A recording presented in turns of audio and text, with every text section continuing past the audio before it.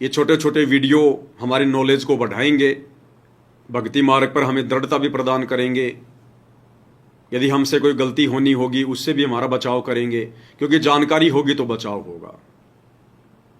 तो ये छोटा सा वीडियो, और इस वीडियो के माध्यम से, जो कि 2004 का ये सत्संग है, और गुरुदेव भगवान ने बिल्कुल क्लियर कर दिया कि मेरे भक्ति मार्ग में दूसरे नकली काल के द्वारा भेजे गए संतों की तरह आश्रमों पे आश्रम, आश्रमों पे आश्रम नहीं चलेंगे। ये परम संत है भाई और बहनों, और परम संत का वचन, उनका सत्संग ही उनका संविधान होता है, उनका विधान होता है। उन्होंने अपने मुख कमल से जो शब्द उच्चारित कर दिए, उनको समझने की आवश्यकता पड़ती है। वो तत्व ज्ञान युक्त होते हैं, वो सांकेतिक होते हैं। तो वर्तमान में जिस प्रकार गुरुदेव भगवान के हिसार जेल जाने के बाद, 2014 बरवाला कांड के बाद, ये जो काल प्रेरणा से शतलोक आश्रमों की बाढ़ सी आ गई है, ये काल का जबरदस्त षड्यंत्र है संगत के ऊपर।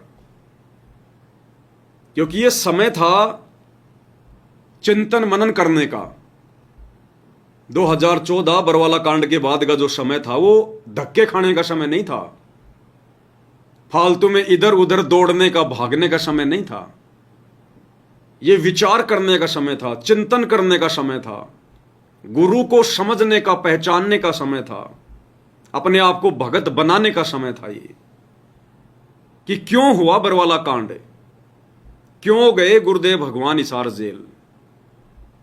सारी सृष्टि का मालिक है, जाके अर्ध रूम पर शकल पसारा, ऐसा पूर्ण ब्रह्म मारा।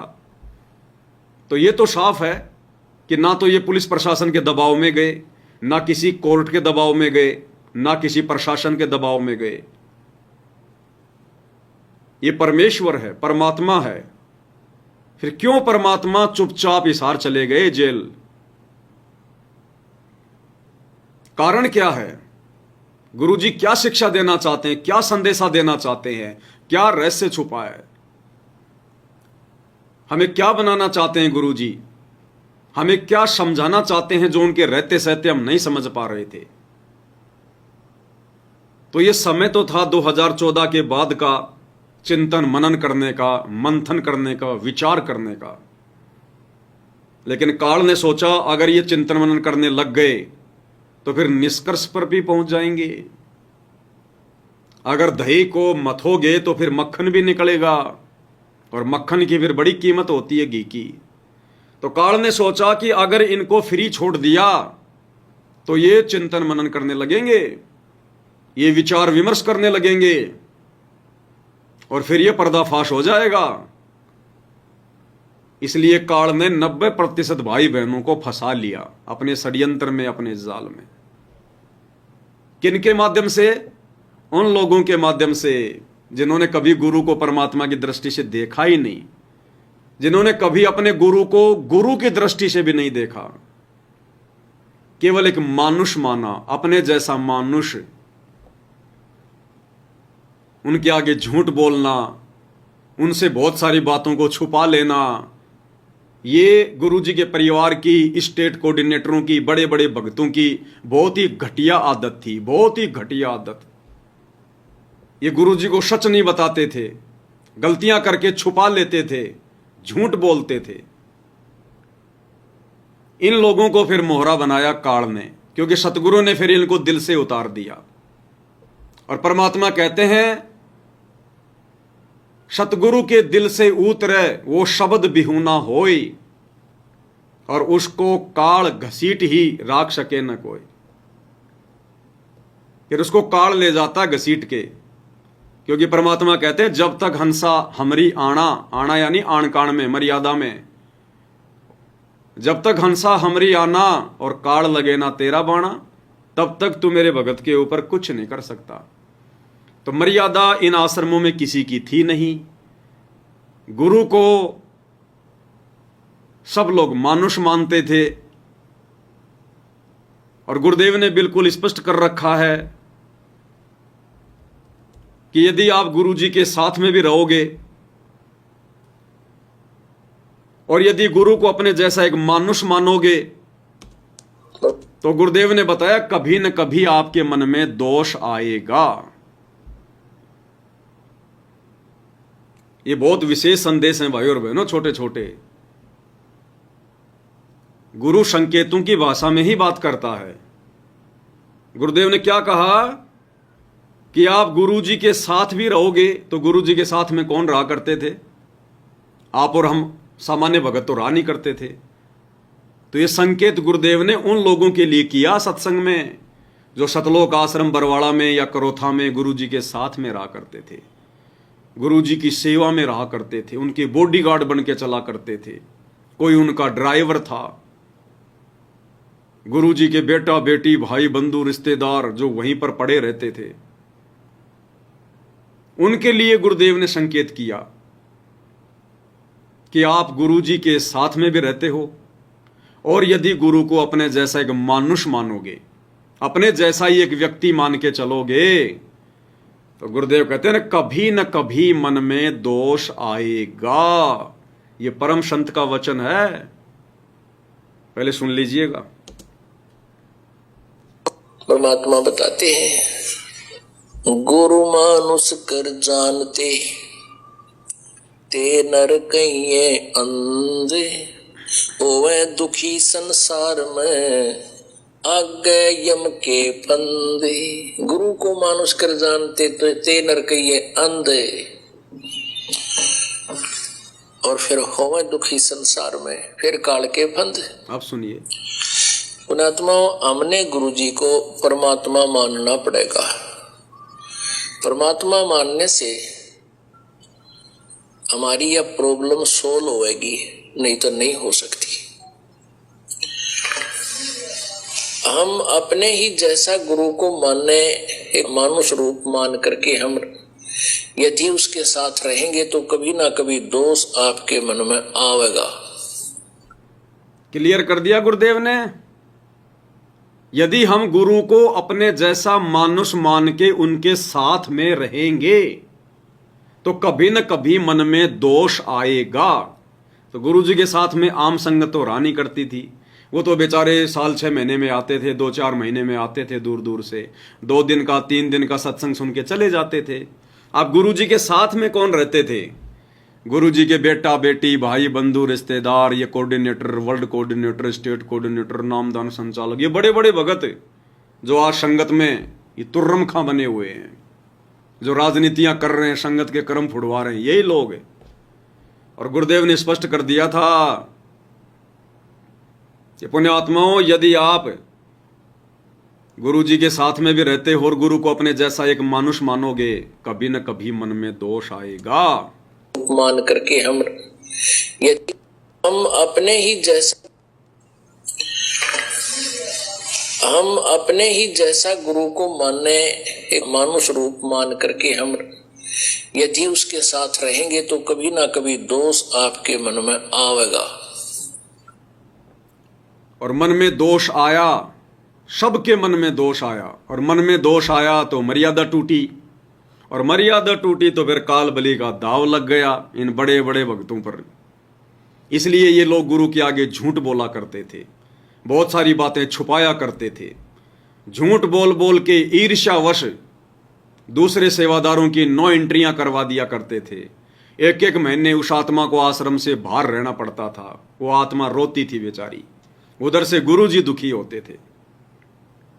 और बरवाला कांड इन्हीं बड़े बड़े भक्तों के उस दोष का नतीजा है, उसी दोष का नतीजा है ये बरवाला कांड।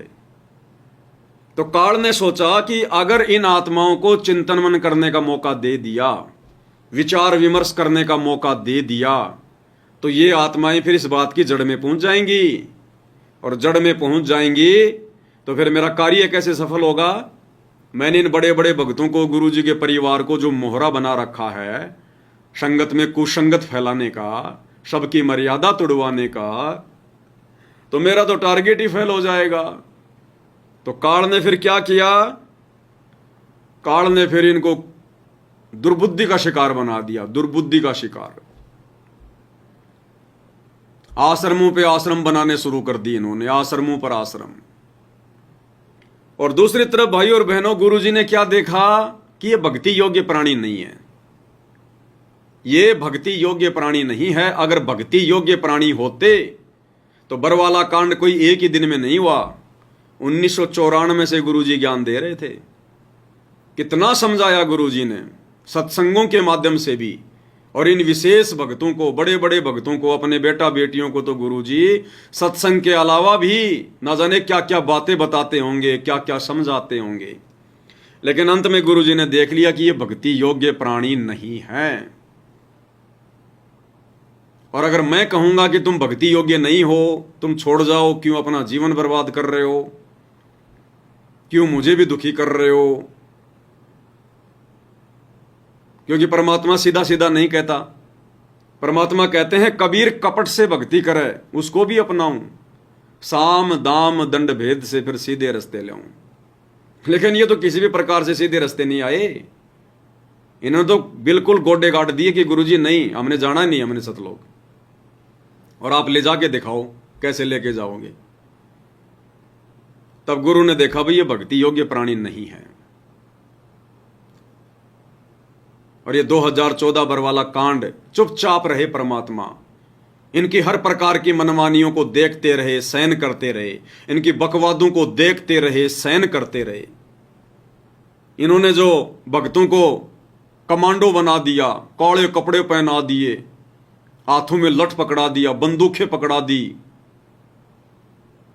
मरो और मारो, गुरुजी सब देख रहे थे लेकिन चुपचाप रहे गुरुजी कि ये समझने वाले नहीं हैं। इतना ज्ञान दे लिया तभी नहीं समझे, अब क्या समझेंगे। अब अगर मैं इनको कहूंगा भाई तुम ये क्या कर रहे हो, अरे नालायको, मैंने इन हाथों में सुमरणी पकड़ना सिखाया, तुम्हें मंत्र कार्ड पकड़ना सिखाया, ये हाथ तुम्हें जोड़ना सिखाया, इन हाथों से सत्साई बोलना तुम्हें सिखाया, और नालायको तुमने इन हाथों में, मेरे भक्तों के हाथों में तुम लोगों ने ये लठ पकड़ा दिए। अरे मैंने तो लठ छुड़वाए थे, इन हाथों से मैंने दान धर्म करना, मैंने कोई परोपकार का काम करना सिखाया, और तुम लोगों ने नालायको एक ही दिन में मेरे भक्तों के हाथों में लठ पकड़ा दिए, बंदूकें पकड़ा दी। तो गुरुजी ने देखा रही है संगत भी ऐसी है।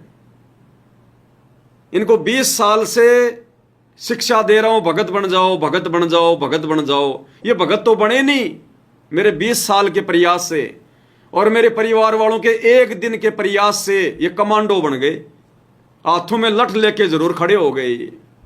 तो इन पर भी शिक्षा कोई असर नहीं कर रही है, क्योंकि परमात्मा कहते हैं कोटि वर्ष करो संगत संतों की, पत्थर का जल में क्या बीज है, और एक चंदन बन में रंग ला दे, बांस बिटंबी ना सीजे।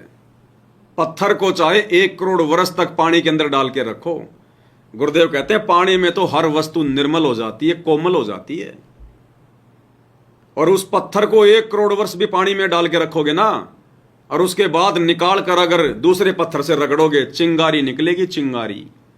तो गुरुदेव ने देखा कि 20 साल से ना तो मेरे परिवार पे इस ज्ञान का असर हुआ, और ना इन भगतों पे कोई असर हुआ। मैं 20 साल से भगत बनाने जा रहा हूं, ये भगत नहीं बने, और मेरे परिवार ने एक दिन में इनको कमांडो बना दिया, इनके हाथों में लठ पकड़ा दिए, और ये खुशी खुशी लठ लेके खड़े भी हो गए कि मरेंगे और मारेंगे। गुरुदेव ने देखा ये तगड़े भाई, ये तो है, मैंने तो भगत बनाना चाहा, भगत नहीं बने, और मेरे परिवार ने एक दिन में इनको भगत सिंह बना दिया, भगत सिंह। तो गुरुदेव ने देखा कि इनकी छटनी होने दो, इनकी ये संगत में कुसंगत पैदा हो गई, काल प्रेरणा से इनकी छटनी करनी है। इसलिए गुरुजी चुपचाप रहे, चुपचाप। मालिक को पता था ये भक्ति योग्य प्राणी नहीं है। बरवाला कांड के बाद भी काल प्रेरणा से ये लोग चुपचाप नहीं बैठे, यानी इतना सत्यानाश करने के बाद भी गुरुजी के परिवार को चैन नहीं आया, इन कोऑर्डिनेटरों को शांति नहीं हुई कि नहीं, अभी गुरुजी का मिशन ढंग से बर्बाद नहीं हुआ, जब तक मिट्टी में नहीं मिला देंगे, ढंग से बर्बाद नहीं कर देंगे, तब तक हमें चैन नहीं आएगा। तो क्या ड्रामेबाजी शुरू की इन लोगों ने।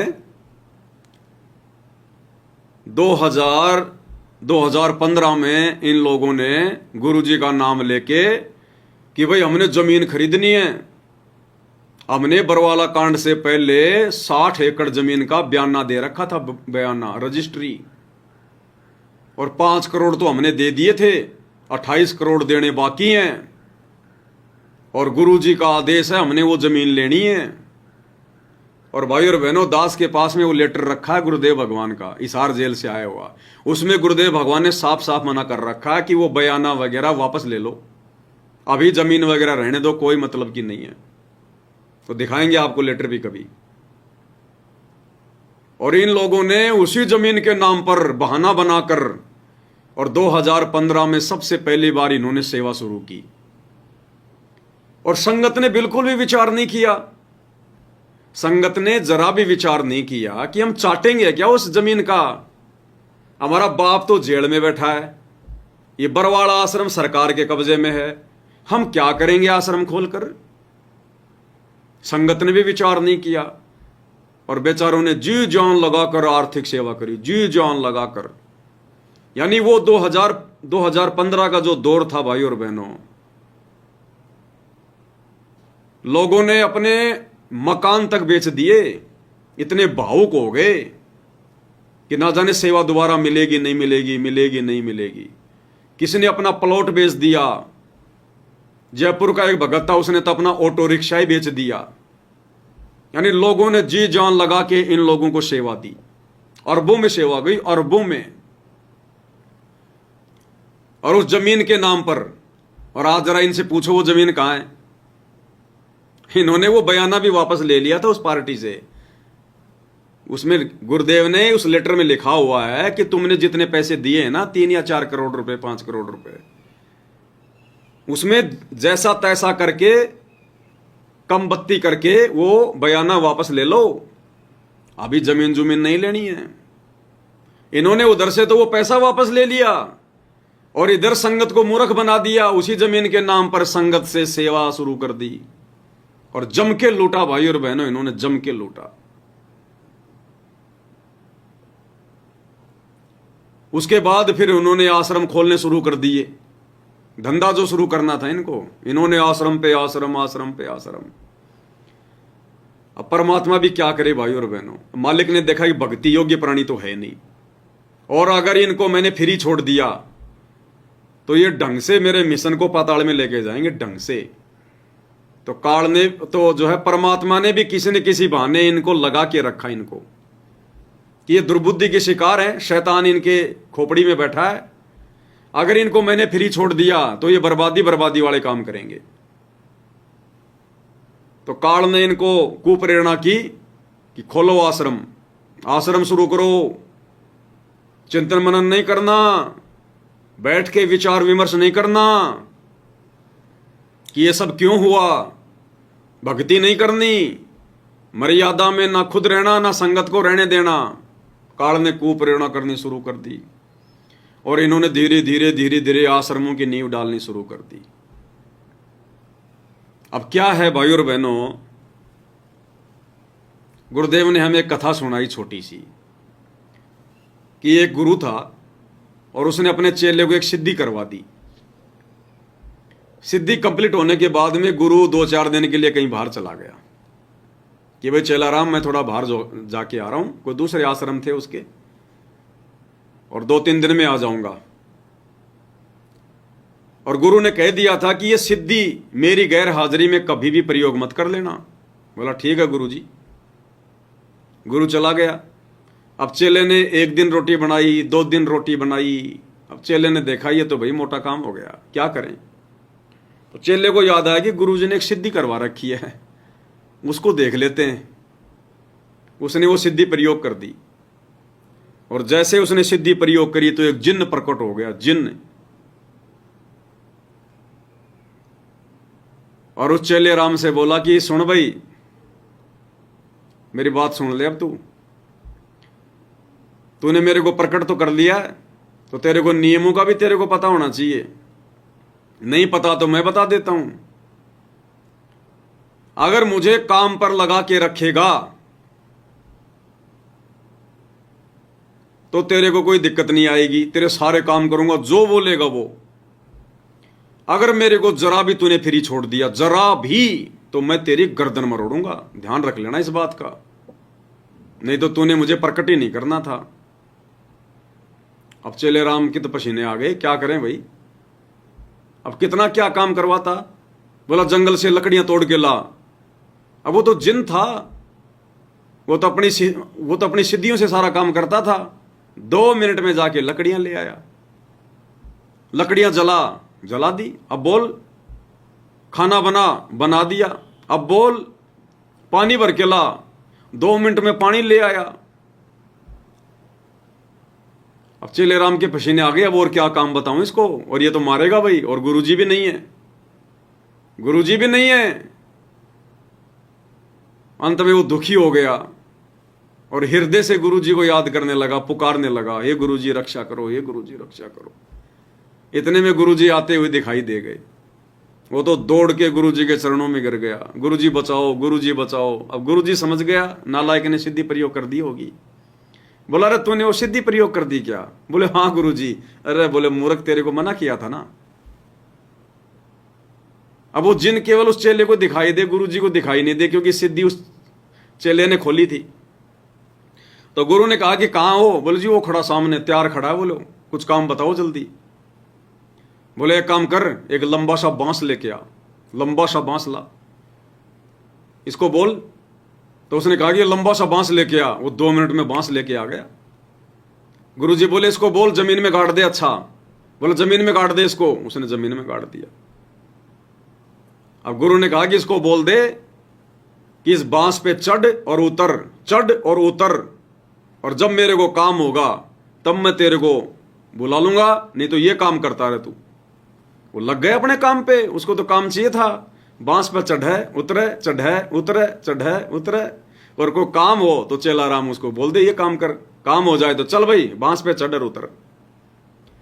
तो भाई और बहनों, काल ने संगत में ये जिन पैदा कर दिए, ये जिन प्रकट कर दिए काल ने, गुरुजी के बेटा बेटी के रूप में, कोऑर्डिनेटरों के रूप में। ये जिंद पैदा कर दिए काल ने, जिंद। और गुरुजी को पता कि इन जिंदों को अगर मैंने कोई ड्यूटी नहीं दी, अगर मैंने कोई सेवा में नहीं लगा के रखा, तो ये संगत का सत्यानाश कर देंगे। ये संगत को बुरी तरह से मर्यादा विहीन कर देंगे। अगर इन जिंदों को अगर मैंने कोई ड्यूटी नहीं दी, तो कोई काम पे नहीं लगा के रखा, तो गुरुजी ने ये लठ गड़वा दिए आश्रमों के। और गुरु ने कोई अपनी तरफ से नहीं गड़वाए, काल प्रेरणा से ये गुरुजी के पास गए कि गुरुजी आश्रम बना लें, संगत आपस में बिखर रही है, आपस में संगत जुड़ जाएगी, भगत भाई आने लग जाएंगे, धीरे धीरे सब संपर्क में आ जाएंगे। तो गुरुजी ने तो भाई वो लठ गाड़ना था, वो बांस जमीन में गाड़ना था ना, नहीं तो फिर ये जिंद फिर संगत का क्या हाल कर देते ये। तो परमात्मा क्या करते भाई? ठीक है भाई, जैसे तुम्हारी समझ में वैसा कर लो, क्योंकि गुरुजी तो आदेश दे नहीं सकते अपनी तरफ से तो कि भाई तुम आश्रम खोलो, आश्रम बनाओ, क्योंकि गुरुजी ने तो आश्रम के लिए मना कर रखा है। गुरुजी ने तो आश्रम के लिए मना किया हुआ है। आज हम वहीं से शुरुआत करेंगे, शॉर्ट वीडियो के माध्यम से। क्या कहा गुरुदेव ने? या बच्चों की तरह संत लड़ रहे हैं एक ही शहर में, और 25-25 आश्रम एक ही शहर में, 25-25 आश्रम बने हुए हैं एक ही पंथ के। तो बच्चों जैसे लड़ाई इनकी, तो ये संत काहे को एक आश्रम बनावे, उसमें प्यार से रहे, और फिर आम आदमी पर अच्छा व्यवहार, उसका असर पड़े कि साधु ऐसे होते हैं। अब ये हमारे अंदर ही ऐसे राग द्वेष भरे पड़े हैं, तुम समाज को क्या दे सकते हैं? इस प्रकार हमने इन बातों को पुनः विचार करना पड़ेगा, और तभी हम प्रभु को पा सकते हैं। ये बच्चों वाली लड़ाई संत नहीं किया करते, ये हमने त्यागनी होगी, तभी हम प्रभु पा सकते हैं। तो गुरुदेव भगवान तो भाई और बहनों अपने सत्संगों में नकली संतों को धमका रहे हैं, नकली संतों को गलत बता रहे हैं कि इन्होंने आश्रमों पे आश्रम खोल दिए, आश्रमों पे आश्रम खोल दिए। ये बच्चों जैसी लड़ाई कर रहे हैं, बच्चों जैसी लड़ाई। और क्या कहा गुरुदेव ने? एक आश्रम होना चाहिए, एक, और उसी में सब प्यार प्रेम से रहें। तो समाज में भी एक अच्छा संदेश आ जाएगा। अब क्या ऐसी बात बोलने वाला परम संत अपने वचन से फिरेगा? अरे साध वचन पलटे नहीं, चाहे पलट जाए ब्रह्मांड, तो गुरु जी का आदेश हो नहीं सकता ये कि भाई आश्रम खोलो। और यदि आश्रम खुले तो इन लोगों ने जबरदस्ती गुरुदेव से आदेश लिए हैं। और भैया इस परीक्षा के समय में जैसा स्टूडेंट कहेगा टीचर वैसा ही कहेगा। अरे परीक्षा के समय में और विद्यार्थी बूझ रहा है कि गुरुजी ये भारत की राजधानी बंबई लिख दूं क्या? अब टीचर को पता है कि मैंने इस नालायक को पूरी साल भर पढ़ाया, भारत की राजधानी नई दिल्ली, भारत की राजधानी नई दिल्ली। उस समय तो इसने ध्यान दिया नहीं, बकवादों में लगा रहा। और अब आ गई परीक्षा, अब इसको सवाल का जवाब आ नहीं रहा, अब ये मेरे से पूछ रहा है। तो परीक्षा में टीचर नहीं बताया करते हैं, ना अपनी तरफ से कोई आदेश दिया करते हैं। जैसा टीचर कहेगा, गुरु कहेगा हाँ भाई देख ले जैसा तुझे अच्छा लगे, तो वो बच्चा कहेगा गुरुजी ये भारत की राजधानी बंबई लिख दूं क्या? तो टीचर क्या कहेगा? हाँ भाई देख ले, तेरे को जैसा उचित लग रहा देख ले। और वो बंबई लिख देगा और सोचेगा मैंने बिल्कुल सही लिख दिया, मेरे को तो गुरुजी ने बता दिया, गुरुजी ने यश कर दी कि हाँ लिख दे। इसी प्रकार गुरु ने जो 20 साल से हमें ये पढ़ाई, उस पढ़ाई के अंतर्गत ये सत्संग आपने सुन लिया कि गुरु ने तो कभी भी कहीं आदेश नहीं दिया आश्रमों पे आश्रम खोलने का। ये विधान ही नहीं है परमात्मा का, क्योंकि गुरुदेव भगवान ने भी रहते सहते एक आश्रम से ज्यादा कहीं कोई आश्रम नहीं खोला, कहीं कोई आश्रम नहीं खोला गुरुदेव ने। सबसे पहले गुरुदेव भगवान छुडानी में सत्संग किया करते थे। 100 गज का एक प्लाट था। जब छुडानी वाले नाराज हो गए कि ये संत रामपाल जी ने तो यहां पर अपना चिमटा गाड़ दिया और भाई यहां तो फिर हमारी संगत टूटेगी, तो गरीबदास पंथ वाले नाराज हो गए, लड़ाई झगड़ा करने लगे। तो गुरुजी ने वहां से छोड़ दिया। वहां से छोड़ा तो फिर गुरुजी गांव गांव जाकर सत्संग करने लगे। फिर इन भक्तों के अंदर कुबद आई काल प्रेरणा से। इन भक्तों ने जमीन वगैरह ले ली करोथा आश्रम के लिए, और जमीन लेने के बाद में बताया गुरुजी को कि गुरुजी ऐसे ऐसे हमने जमीन ले ली, आश्रम बनाएंगे। तो गुरुजी ने कहा कि भाई देख लो, आश्रम बन गया। जब तक गुरुजी करोथा आश्रम में रहे कहीं कोई आश्रम नहीं खोला कहीं भी। और 2006 में जब वो करोथा आश्रम भी सरकार ने छीन लिया तो गुरुजी जेल चले गए। जेल से बाहर आने के बाद गुरुदेव ने बरवाड़ा में एक छोटा सा आश्रम भक्तों ने व्यवस्था कर दी। गुरुजी ने नहीं खोला, ध्यान रखना भाई और बहनों, ये बहुत गहरे रहस्य हैं। गुरुजी ने फिर भी आश्रम नहीं खोला, और गुरुजी ने तो आज तक कोई अपना आश्रम नहीं खोला। आज तक कोई आश्रम नहीं खोला परमात्मा ने। वो व्यवस्था भी उन भक्तों ने कर दी। और जब तक गुरुजी छोटे आश्रम में रहे बरवाड़ा के दौलतपुर में, गुरुजी ने कहीं और आश्रम नहीं खोला। फिर बड़ा आश्रम बन के तैयार हो गया, सतलोक आश्रम बरवाड़ा। गुरुजी उस आश्रम में शिफ्ट हो गए। उस आश्रम में रहते सहते गुरुजी ने कहीं कोई दूसरा आश्रम नहीं खोला। एक मध्य प्रदेश में एक आश्रम बनाया इन लोगों ने अपनी सूझबूझ से, आश्रम वालों ने। गुरुजी का उसमें कोई रोल नहीं था, कोई रोल नहीं था। और गुरुजी का रोल नहीं था इसलिए वो आश्रम सफल नहीं हुआ। गुरुजी के रहते सहते वो आश्रम भी सफल नहीं हुआ, बैतूल वाला। और 2014 में गुरुजी फिर जेल चले गए। कहने का मतलब है गुरुजी जब तक बाहर रहे केवल एक ही आश्रम में रहे। एक साथ गुरुजी ने 2 आश्रम कभी नहीं बनाए, कभी नहीं खोले। क्यों? क्योंकि परम संत का वचन, ये सत्संग जो अभी आपने सुना, साध वचन पलटे नहीं पलट जाए ब्रह्मांड। तो आज गुरुजी कैसे आदेश देंगे अपनी तरफ से? जो गुरु स्वयं इन आश्रमों के पक्ष में नहीं है। गुरु को पता है कि आश्रमों में फिर पाखंड चलता है, अज्ञान फैलता है, मान बढ़ाई आती है, भक्तों में आपस में राग द्वेष ईर्ष्या फैलती है। इसलिए गुरुजी ने केवल एक ही आश्रम रखा कि उस आश्रम में मैं स्वयं रहूंगा, ताकि भक्तों को ज्ञान भी दिया जा सके, नाम भी दिया जा सके, और मेरे रहते सहते आश्रम में इतना पाखंड नहीं फैल पाएगा। लेकिन गुरु जी के रहते सहते भी आप देख लो भाई और बहनों, आश्रम में कितना पाखंड शुरू हो गया था, कितनी मनमानियां शुरू हो गई थी। इन लोगों ने मनमुखी रूप से राष्ट्रीय समाज सेवा समिति बना दी, जजों के खिलाफ पुस्तकें लिखना शुरू कर दिया, भक्तों को गुरु जी का नाम लेके पुस्तकें बंटवानी शुरू कर दी, जजों को भड़काया, प्रशासन को भड़काया, और इन्हीं लोगों ने फिर बरवाला कांड करवा दिया।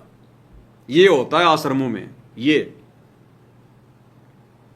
अगर आश्रम में ही भक्ति होनी थी तो 2014 बरवाला कांड के बाद फिर तो सारे भगत बेचारे टूट जाने थे, बिखर जाने थे। लेकिन मालिक को पता कि भक्ति आश्रम में नहीं होगी, भक्ति तो ज्ञान को आधार बनाकर होगी, फिर चाहे पहाड़ पे बैठ के कर लो। जिसको ज्ञान हो गया, मर्यादाओं का पता चल गया, जो आत्म कल्याण के प्रति चिंतित हो जाएगा, उसको फिर कहीं आश्रमों की जरूरत नहीं पड़ती, फिर उसका घर ही उसके लिए आश्रम होता है। इसलिए गुरुदेव भगवान आश्रमों के पक्ष में नहीं थे। लेकिन परमात्मा ने लोगों को मना भी नहीं किया, क्योंकि परीक्षा का समय था कि भैया ठीक है, जैसा तुम कर रहे हो आने वाले समय में खुद ही अपना भोगोगे। और दूसरी बात ये जिंद, अब जिंद को तो भाई बांस पे चढ़ाना उतारना जरूरी। तो परमात्मा ने देखा कि इस बहाने ये कम से कम सेवा में तो लगे रहेंगे, ये भक्ति तो नहीं करेंगे, भक्ति योग्य प्राणी तो नहीं है, लेकिन कम से कम इनका जो दिमाग है, जो संगत को जो बर्बाद करने में जो लगना था, अब इन आश्रमों में लगा रहेगा। ये महंत बन के बैठ जाएंगे इन आश्रमों के। राजस्थान का महंत बन गया वो प्रकाश माली, मध्य प्रदेश का महंत बन गया वो विष्णु साहू, नेपाल का महंत कोई और बन गया होगा वो राम कृपाल जैसा, धनाना के महंत बन गए गुरु जी के दोनों बेटे, भिवानी आश्रम का महंत बन गया महेंद्र का समधी, शामली आश्रम का महंत बन गया देशराज। और देशराज के बारे में आपको पता है भाई और बहनों, उसका एक पैर काट दिया गया। देशराज वर्ल्ड कोऑर्डिनेटर शामली आश्रम संभालता है, जो जयपुर में आकर मुझे मार के गया था, पीट के गया था। देशराज वो दिल्ली वाला वर्ल्ड कोऑर्डिनेटर। किसी भगत के साथ उसका झगड़ा हो गया, उस भगत ने कुल्हाड़ी मार दी उसके पैर पे, उसका पैर कट गया। अब पूरा कटा या नहीं कटा ये मुझे नहीं पता, लेकिन एक दिन मैं रामचंद्र जी का वीडियो देख रहा था तो पूरा सब कुछ रिपोर्ट वगैरह, FIR, उसकी चोट वाट, सोनीपत के किसी हॉस्पिटल में उसका इलाज चल रहा है। अब जैसी करनी वैसी भरनी, भाई भोगने पड़ेंगे, अपने कर्म भोगने पड़ेंगे। अरे पवन दास को मारने के लिए तो ये 8-10 जने आ गए मस्टंडे, और जानवर की तरह मार के गए। मेरा तो परमात्मा ने बाल विवाह का नहीं होने दिया, और एक भगत आकर देशराज दिल्ली वाले का पैर काट के चला गया सतलोक आश्रम में। क्यों नहीं रक्षा की परमात्मा ने? तो भैया भक्ति नहीं है इनके पास में, इनकी मर्यादाएं खंडित हैं, इनकी केवल बैटरी चल रही है। आने वाले समय में देखना इनकी कैसी कैसी दुर्गति होगी, कैसी कैसी दुर्गति। एक वो मध्य प्रदेश का भगत, जब मैं मध्य प्रदेश गया 2016 में, तो जब ये लोग मेरी पिटाई करने लगे थे, विष्णु साहू आ गया और लोग आ गए। वो वीडियो मैंने आपको दिखाया था, एक बार फिर दिखा देता हूं। इस वीडियो के अंदर जो भगत ये कह रहा है कि मैं तलवार ला रहा हूं, मैं तलवार ला रहा हूं, रुको रुको। सबसे पहले तो विष्णु साहू बोलेगा कि रुको रुको मैं पीटूंगा। सबसे पहले आपको जो ये आवाज सुनाई देगी ना कि रुको रुको मैं पीटूंगा, वो तो है मध्य प्रदेश का स्टेट कोऑर्डिनेटर विष्णु साहू, मोटा सा, काली पैंट सफेद शर्ट वाला, कि रुको रुको मैं पीटूंगा। और फिर एक बोल रहा कि मैं तलवार लाता हूं अभी। ध्यान से सुनना। जब मैं मारूंगा मैं मारूंगा जब मैं मारूंगा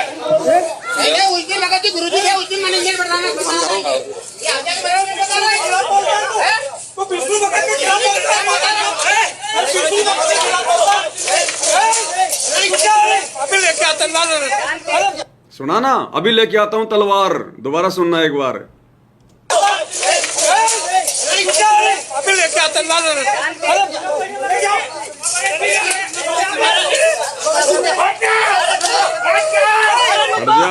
हट जा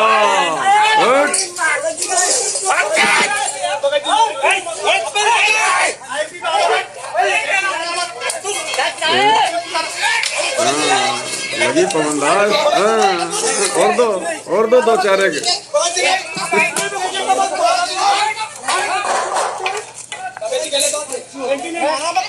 बता, तो विष्णु भगत के खिलाफ बोलेगा, अभी लाता हूं तलवार।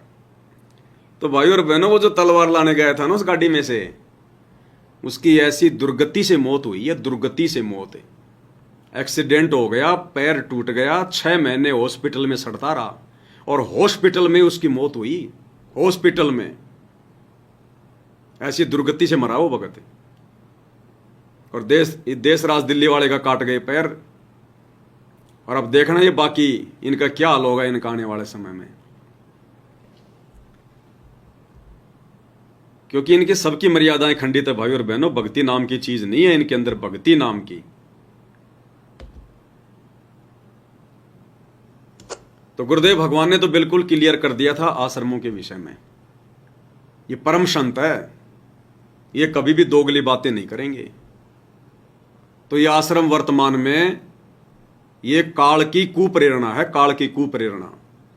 और परमात्मा ने देखा भाई ठीक है, इसी बहाने कम से कम ये इन पत्थरों में तो लगे रहेंगे, सिर मारते रहेंगे इन पत्थरों में। ये भक्ति योग्य तो प्राणी है नहीं, इन पत्थरों में सिर मारते रहेंगे ये।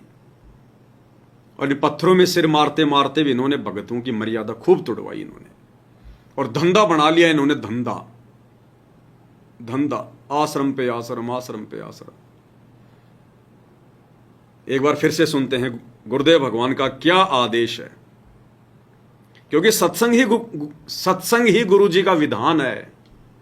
हम किसी भगत की मनमानी बातों पे यकीन नहीं कर सकते, चाहे कोई जी भी हो। अगर भक्ति मार्ग पर सफल होना है तो अपने गुरुदेव के सत्संगों को आधार बनाना पड़ेगा। या बच्चों की तरह संत लड़ रहे हैं एक ही शहर में, और 25-25 आश्रम, एक ही शहर में 25-25 आश्रम बने हुए हैं एक ही पंथ के। तो बच्चों जैसे लड़ाई इनकी, तो ये संत काहे को एक आश्रम बनावे, उसमें प्यार से रहे, और फिर आम आदमी पर अच्छा व्यवहार उसका असर पड़े कि साधु ऐसे होते हैं। अब ये हमारे अंदर ही ऐसे राग द्वेष भरे पड़े हैं, तुम समाज को क्या दे सकते हैं। इस प्रकार हमने इन बातों को पुनः विचार करना पड़ेगा, और तभी हम प्रभु को पा सकते हैं। ये बच्चों वाली लड़ाई संत नहीं किया करते, ये हमने त्यागनी होंगी, तभी हम प्रभु पा सकते हैं। तो ये है गुरुदेव भगवान का विधान, उनका संविधान आश्रमों को लेकर। अब गुरुदेव भगवान ने अभी तक भाई और बहनों कोई भी आश्रम अपनी मर्जी से, अपनी सहमति से नहीं खोला है। अभी तक नहीं खोला गुरुदेव ने, और अभी तक नहीं खोला इसीलिए भाई और बहनों हर आश्रम टूटता जा रहा है, हर आश्रम टूटता जा रहा है। क्रोथाश्रम गुरुदेव भगवान ने अपनी सहमति से नहीं खोला, भक्तों ने अपनी मर्जी से गुरु को मानुष मानकर वो आश्रम नष्ट हुआ। बरवाड़ा आश्रम भक्तों ने अपनी सहमति से, वो आश्रम भी नष्ट हुआ। और ये जितने भी आश्रम वर्तमान में खोले जा रहे हैं जगह जगह, ये सारे आश्रम नष्ट होंगे, इनके ताले लगेंगे इनके सबके, क्योंकि अभी तक गुरुदेव भगवान ने अपनी मर्जी से, अपनी सहमति से कोई आश्रम नहीं खोला है। अब इस बात का हमें कैसे पता चलेगा, क्योंकि हम बिना प्रमाणों की बात नहीं करते। हमें गुरुदेव भगवान के सत्संगों से पता चलेगा कि अभी तक गुरुदेव भगवान ने कोई आश्रम खोला या नहीं खोला। वो करोथा आश्रम गुरुदेव ने खोला था या नहीं खोला था। अगर करोथा आश्रम गुरुदेव ने नहीं खोला तो बरवाड़ा आश्रम भी गुरुदेव ने नहीं खोला। ये गुरुदेव का सत्संग है एक 2009 का, ये सत्संग क्लियर करेगा कि अभी तक गुरुदेव ने कोई आश्रम नहीं खोला। आने वाले समय में गुरुदेव के हिसार जेल से बाहर आने के बाद गुरुदेव की मर्जी से एक आश्रम खुलेगा। कहां खुलेगा? वो होगा रियल में असली आश्रम, या हो सकता है परमात्मा फिर से उसी बरवाड़ा आश्रम को बड़ा कर दें। लेकिन अभी तक वो बरवाड़ा आश्रम भी गुरुदेव की अनुमति से, उनकी सहमति से नहीं था, इसलिए तो टूट गया, इसलिए तो ध्वस्त हो गया। अरे गुरुदेव अगर अपनी मर्जी से किसी चीज को लागू करें, खुश होकर, प्रसन्न होकर, अगर उनके आदेश से वो आश्रम होता, एक ईंट भी नहीं उखड़ पाती, ईंट भी। ये भक्ति दी गुरुदेव ने अपनी मर्जी से, अपनी सहमति से, प्रसन्न होकर हमें। ये भक्ति दिन दोगुनी रात चौगुनी आगे बढ़ रही है। कोई बाल बाका नहीं कर पाया इस भक्ति का, कोई नष्ट नहीं कर पाया, ना कोई सरकार, ना कोई मंत्री, ना कोई जज। लेकिन आश्रम गुरुदेव के आशीर्वाद से नहीं थे। और क्या कह रहे हैं गुरुदेव इस सत्संग में, इसी से क्लियर हो जाएगा, सत्संगों से ही क्लियर होगा। सुनिएगा। ने जो अब तक उनके अनुभव की बुक मैंने पढ़ी, जो वर्तमान में ये संत लाखों करोड़ों शिष्य बनाए बैठे हैं, ये गुमराह कर रहे हैं, इनके पास यथार्थ भक्ति नहीं है, इससे जीव कल्याण नहीं हो सकता, इससे ये मेरे शत्रु बनते जा रहे हैं। लेकिन परमात्मा की आज्ञा है, ये सत्य अंतिम सांस तक दास कहेगा। अरीब तो डूंडा पार्टी का 60 समाज में पहुंच गया ये ज्ञान, और पूरे विश्व में फैलेगा, इसको कोई रोक नहीं सकता। तो पुण्यात्माओं, आपका बड़ा सौभाग्य है कि आप बहुत शीघ्र पहले से इस परमात्मा को पहचान गए हो। अब क्या कह रहे हैं गुरुदेव? कह रहे पुण्यात्माओं, आपका सौभाग्य कि आप शीघ्र ही पहले ही परमात्मा को पहचान गए हो। आगामी समय में जहां कोई आश्रम खुलेगा, जहां कोई आश्रम बनेगा, कबीर भगवान की दया होगी, वहां पर लाइन लगा करेगी, भक्तों की लाइन, पूरा विश्व आएगा।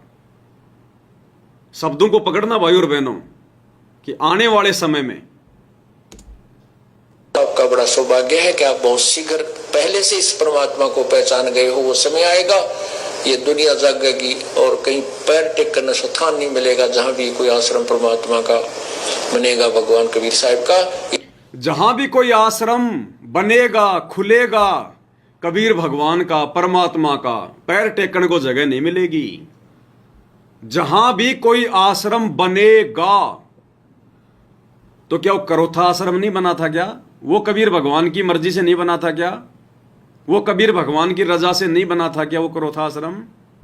गुरुदेव कह रहे हैं आगामी समय में जहां भी कोई आश्रम बनेगा कबीर भगवान की रजा से, तो भैया करोथा आश्रम भी तो था। क्या वो भगवान की रजा से नहीं बना था? नहीं बना था। ये बात जब गुरुजी कह रहे हैं, तो गुरुजी भी तो आश्रम में बैठे हैं, बरवाड़ा आश्रम में बैठे हैं गुरुजी। तो क्या ये बरवाड़ा आश्रम भी उस कबीर भगवान की रजा से नहीं था? जो गुरुजी कह रहे हैं कि आने वाले समय में कहीं कोई आश्रम बनेगा, तो जिस आश्रम में बैठकर गुरुजी सत्संग कर रहे हैं, फिर वो क्या है? शमशान घाट है क्या? यानी जिस आश्रम में बैठकर गुरुजी ये बात कह रहे हैं, वो आश्रम भी गुरुजी की मर्जी से नहीं है, गुरुजी की सहमति से नहीं है। गुरुजी कह रहे हैं आने वाले समय में जब कहीं कोई आश्रम बनेगा, पूरी दुनिया आएगी, पैर टेकने को जगह नहीं मिलेगी। ध्यान से सुन लो।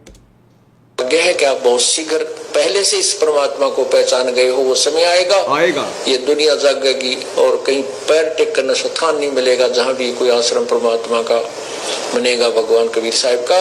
इतनी जनता आया करेगी, विदेशों तक के लोग उमड़ के आया करेंगे, क्योंकि ये इस भगवान के नाम बिना जीव का कल्याण नहीं। और जहां भी कोई आश्रम बनेगा, तो गुरुजी जहां बैठकर सत्संग कर रहे हैं बरवाड़ा में, क्या ये आश्रम नहीं है क्या?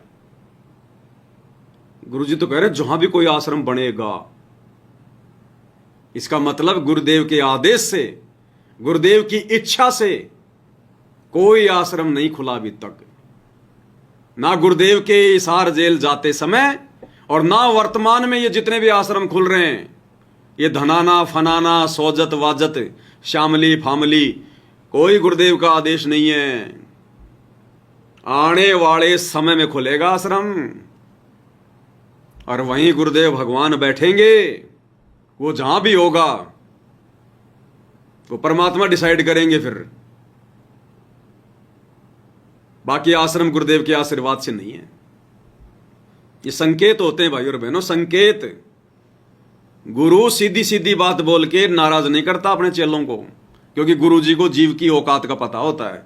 गुरु जी चाहते हैं जैसा भी ये टेढ़ा मेढ़ा है, ये भक्ति पे लगा रहे। सीधा सीधा कह दूंगा तो भक्ति छोड़ के चला जाएगा, अपने कर्म फोड़ेगा।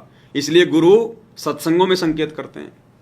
अरे 650 साल पहले जब उस गणिका बहन को आश्रम वाले, मैनेजमेंट वाले जब उसको दुखी किया करते थे, तो आश्रम में मत आया कर, तो आश्रम में मत आया कर, गुरु जी की बदनामी होती है।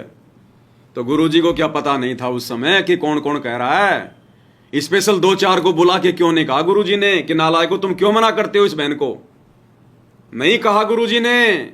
मालिक को पता था कि अगर इनको इतना ही ज्ञान होता तो मेरे पास ये शिकायत ही नहीं आती, और अगर मैंने उनको डायरेक्ट कह दिया तो ये नाराज हो जाएंगे, 10 20 50 भक्तों को और तोड़ के लेके जाएंगे। इसलिए परमात्मा ने सत्संग में संकेत किया कि भाई कुष्ठी हो चाहे संत बंदगी कीजिए, और हो वैश्या के विश्वास चरण चित दीजिए। तो आज भी तो वही कबीर भगवान धरती पर है। तो गुरुदेव ने स्पष्ट कर दिया, क्लियर कर दिया कि वर्तमान 2025 तक सतगुरु रामपाल जी के आदेश से कोई आश्रम नहीं है। ये सब मनमुखी मन मर्जी का खेल चल रहा है, धार्मिक धंधा चल रहा है। क्या कह रहे हैं परमात्मा? अंतिम सांस तक दास कहेगा, करीब तो ढूंढा पाटेगा, शिक्षित समाज में पहुंच गया ये ज्ञान और पूरे विश्व में फैलेगा, इसको कोई रोक नहीं सकता। तो पुण्यात्माओं, आपका बड़ा सौभाग्य है कि आप बहुत शीघ्र पहले से इस परमात्मा को पहचान गए हो। वो समय आएगा, ये दुनिया जागेगी और कहीं पैर टेक करने से स्थान नहीं मिलेगा जहां भी कोई आश्रम परमात्मा का बनेगा, भगवान कबीर साहब का। इतनी जनता आया करेगी, विदेशों तक के लोग उमड़ के आया करेंगे, क्योंकि ये इस भगवान के नाम बिना जीव का कल्याण नहीं, और यथार्थ ज्ञान आज तक किसी समाज को प्राप्त नहीं है। तो गुरुदेव ने उस आश्रम को भी रिजेक्ट कर दिया जिस आश्रम में बैठकर गुरुजी ये बात कह रहे हैं, उसको भी रिजेक्ट कर दिया, बरवाड़ा को भी, और वो करोथा भी रिजेक्ट। इसलिए काल ने सारे आश्रम उजाड़ दिए, परमात्मा ने अपने सारे आश्रम उजड़वा दिए। ये भगवान का आश्रम अगर उनकी मर्जी से हो, अरे कहते हैं कि भक्ति मुक्ति के दाता सतगुरु भटकत प्राणी फिरंदा, उस साहिब के हुक्म बिना नहीं तरवर पाते लंता। क्या भगवान खुद अपना आश्रम बनवा के वो तोड़वाएगा क्या? अपने भक्तों का पैसा बर्बाद करवाएगा क्या? दान धर्म का पैसा। लेकिन वो भगवान की अनुमति से नहीं था, गुरु जी की सहमति से नहीं था, ये भक्तों की मनमानी का नतीजा था ये आश्रम। अब खुलेगा आश्रम तो आने वाले समय में, जहां भी गुरुदेव भगवान दया करेंगे वहां आएंगे विदेशों तक के लोग। ये तो महंत बन बन के बैठ गए इन आश्रमों में। गुरु जी के दोनों लड़के तो धनाना आश्रम के महंत बन गए, राजस्थान वाले का राजस्थान वाला बन गया, मध्य प्रदेश वाले के मध्य प्रदेश वाले महंत बन गए। और गुरु जी कह रहे हैं कि एक आश्रम होना चाहिए। तो परम संत का वचन कैसे मिथ्या हो जाएगा? इन्होंने तो संगत को बांट दिया। गुरु जी तो पूरे विश्व को एक करना चाहते हैं, और इन्होंने परमात्मा की संगत को ही बांट दिया।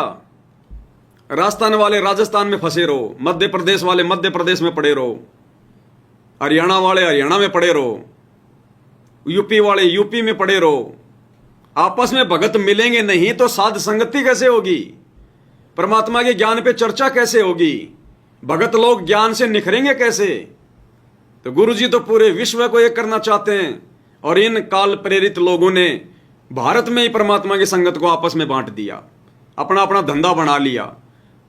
अगर राजस्थान वाले को पता चल जाए कि इसने हरियाणा के धनाना आश्रम में जाके ज्योति पाठ करवा दिया, नाराज हो जाते हैं कि तूने वहां क्यों करवाया पाठ का पैसा जमा, राजस्थान वाले राजस्थान में कराएंगे। अरे अगर धनाना में करवा देंगे तो क्या पाठ का लाभ नहीं मिलेगा?